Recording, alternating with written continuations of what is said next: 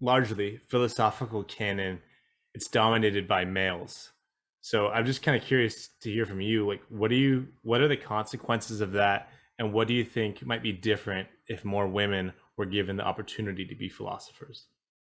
It's a great question. So it's not just that it's been dominated by males, it's been dominated by males from pretty much a single social strata when Mm, you think of it broadly. Now, it's true that there's some who have come into it from poverty, some who, but by the time you're kind of established in the canon, a lot of those people are more or less from a single social strata.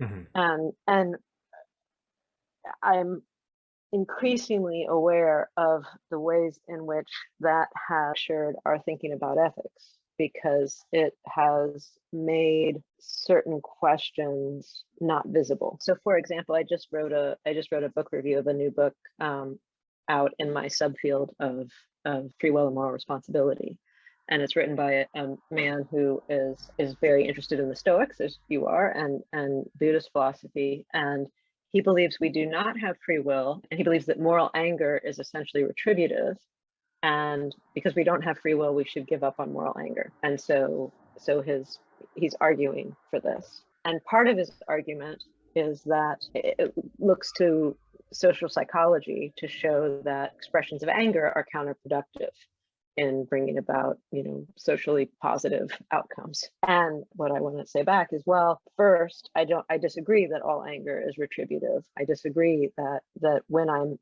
angry with the entrenched chauvinist, say, that I think he could have done better and that I want to cause him pain. Like, I don't think I think my anger is less about him than it is about me and how I've been treated. And then if you look at at the studies, at the fact that anger tends to generate non-constructive outcomes, here's a thought you might have.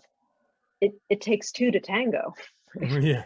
So on the one hand, maybe we should train ourselves to be less angry, or maybe we should train ourselves to be less defensive and fragile in the face of anger.